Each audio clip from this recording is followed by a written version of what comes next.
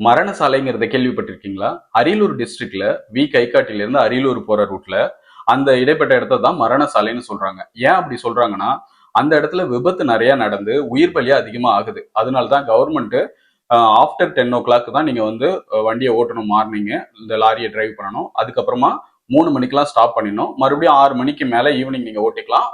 Next day morning 6 மணி வரைக்கும் ஓட்டிக்கலாம் அப்படின்னு அவங்க சொல்லியிருக்காங்க. ஆனாலும் அங்க விபத்து அதிகமா நடக்குது.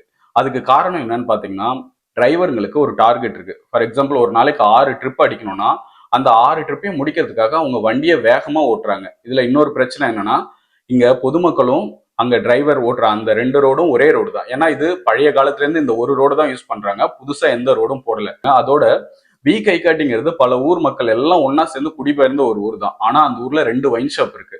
ஸோ இது எதுக்காக இருக்குன்னா, இங்க வர டிரைவர்கள்லாம் அதிகமா இதை வாங்குறாங்க அப்படிங்கிறதுக்காக.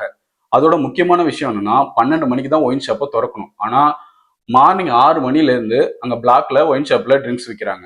ஸோ இது வந்து அந்த டிரைவர்கள் வந்து குடிச்சிட்டு ஓட்டுறதுக்கான அபாயத்தை அதிகமாக்குது. அதோட டிரைவர்களுக்கு சரியான பே கிடைக்க மாட்டேங்குது. அவங்க கிளீனர் வச்சுக்க மாட்டேங்கிறாங்க. அதுக்கப்புறமா ஒரு லாரியில இப்போ ஒரு எக்ஸாம்பிளுக்கு 20 டன்னு தான் வண்டி மண்ணில் ஏத்தணும்னா அவங்க அந்த ஓனர் வந்து 30 டன்னுக்கு ஏற்ற சொல்றாங்க. இதை அந்த கம்பெனிஸும் அக்செப்ட் பண்ணிக்குது. அதனால அந்த வண்டி சீக்கிரம் பழுதாயிட வாய்ப்பு அதிகமாயிடுது.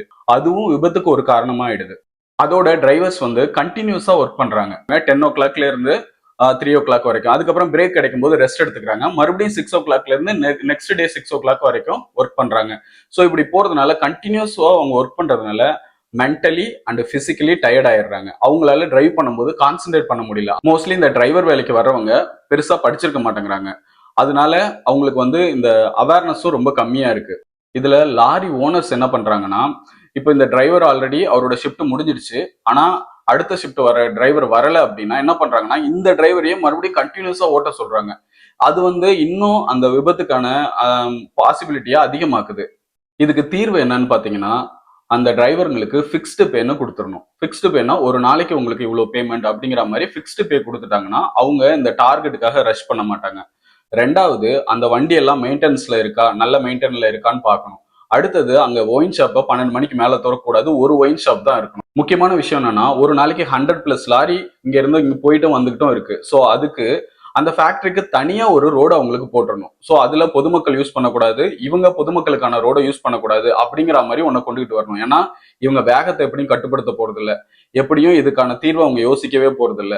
இருந்தாலும் தனி ரோடு அட்லீஸ்ட் அவங்க கொடுத்துட்டாங்கன்னா அதை பொதுமக்கள் பயன்படுத்தலைனாலே மோஸ்ட் ஆஃப் த ஆக்சிடென்ட் கம்மியாயிடும்.